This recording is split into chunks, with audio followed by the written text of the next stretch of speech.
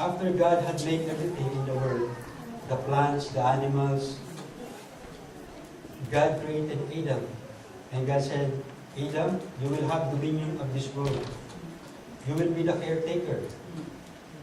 And we see here how Adam named the different animals, right? The lion, the dog, the goat, all the animals. Because isn't that amazing that the world God has prepared this place for us human beings. How amazing is that, right? And it's so sad. The only sad thing is that I guess humanity have not taken care of the world well, and we see the consequences of what we are doing now, right? The pollution, which ultimately it will not affect anyone but us, right? But whatever we did to the environment comes back to us.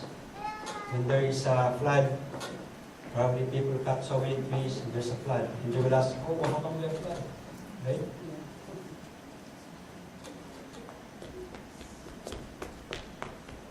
So one question that we will probably ask somebody who doesn't believe in God is, how certain are you that God does not exist?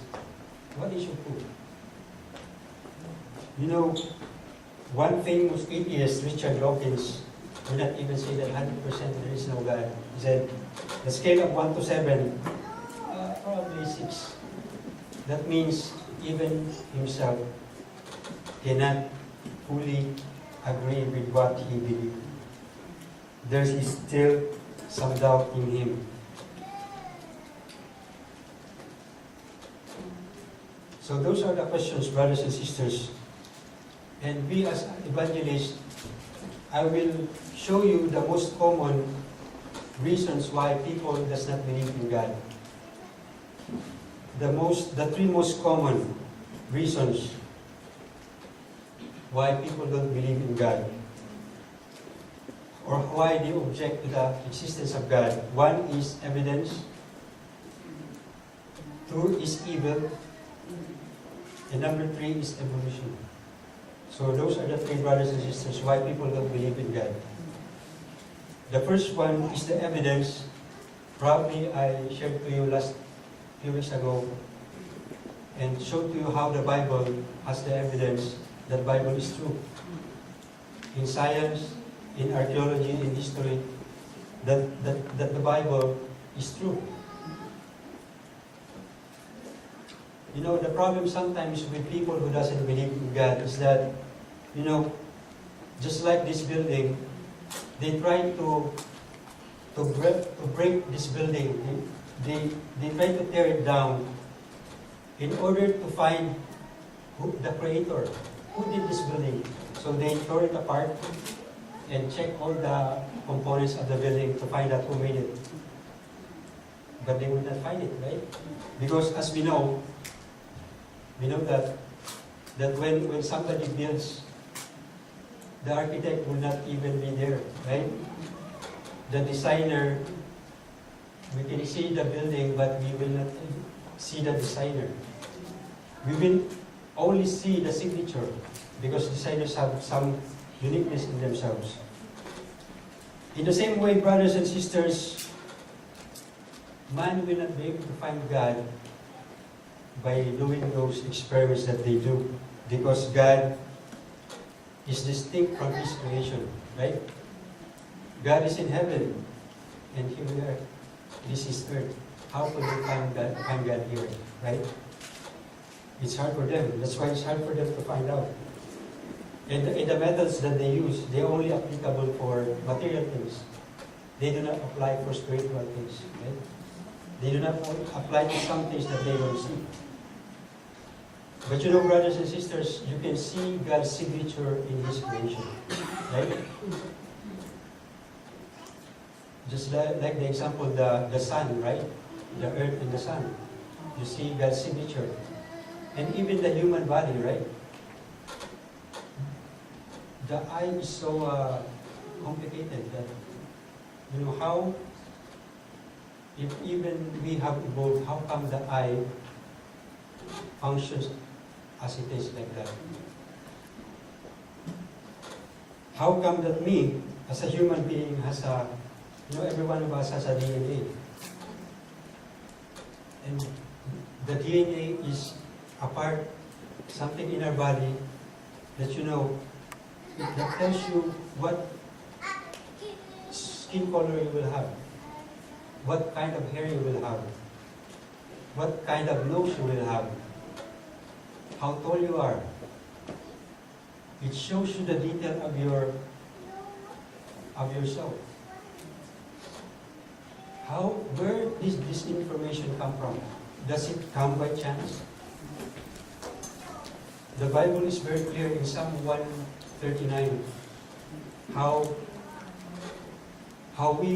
David said, how we are wonderfully and fearfully and wonderfully made, that God created us even in the womb of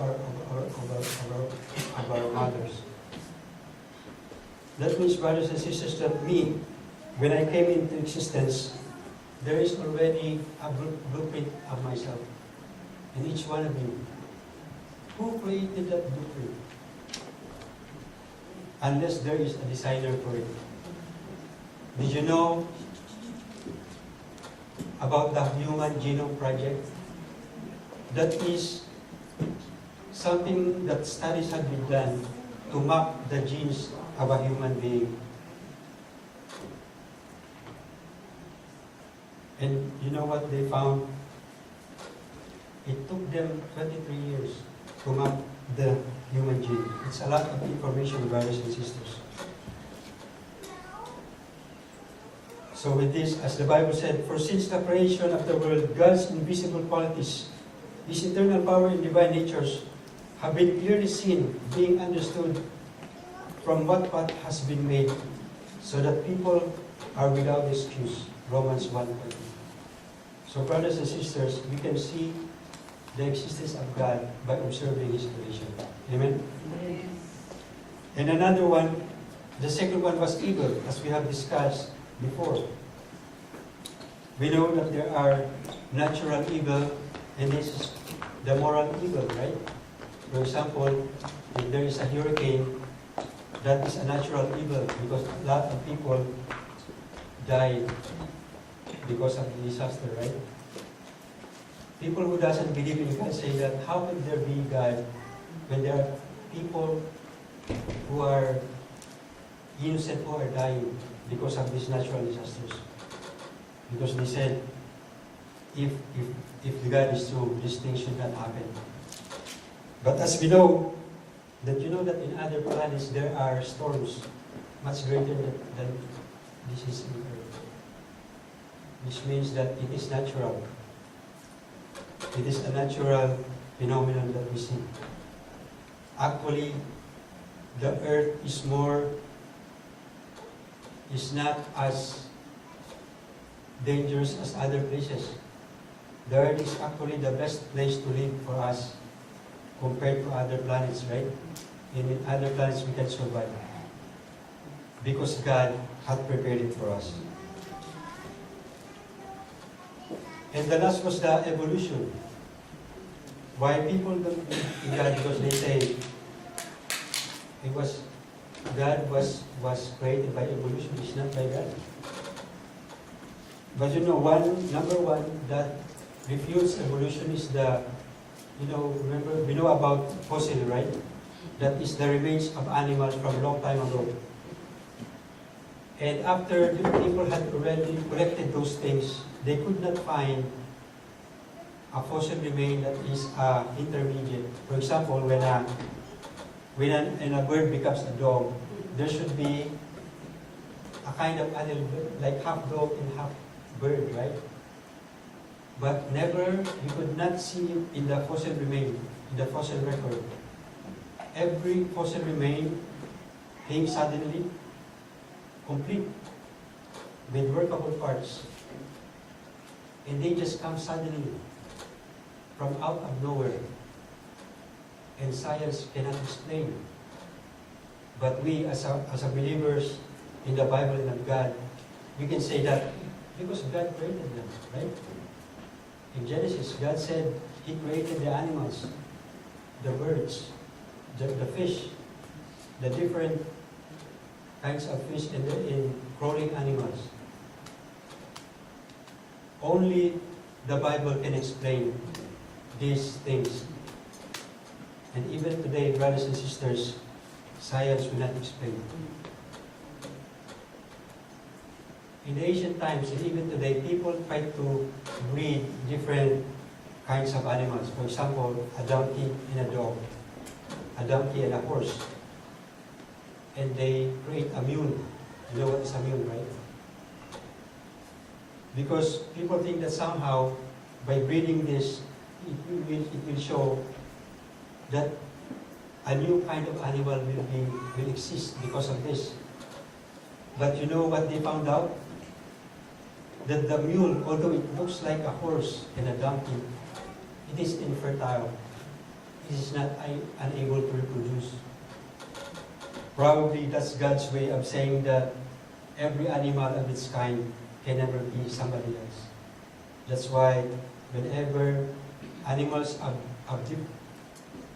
different kind breed, the offspring is unstable and is not able to reproduce.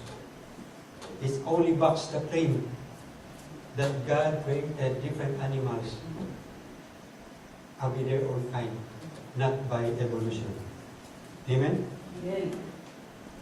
Now, there are also three objections. The first three we discussed about the objections to God. Now, brothers and sisters, there are also three objections to the Christian faith. One is they say that there are errors in the Bible. Number two, ethics. That the God of the Old Testament is so harsh. And number three is the exclusivity of the Christian faith. They say that the Christians are so bold in saying that they are the only true faith. The first one, brothers and sisters,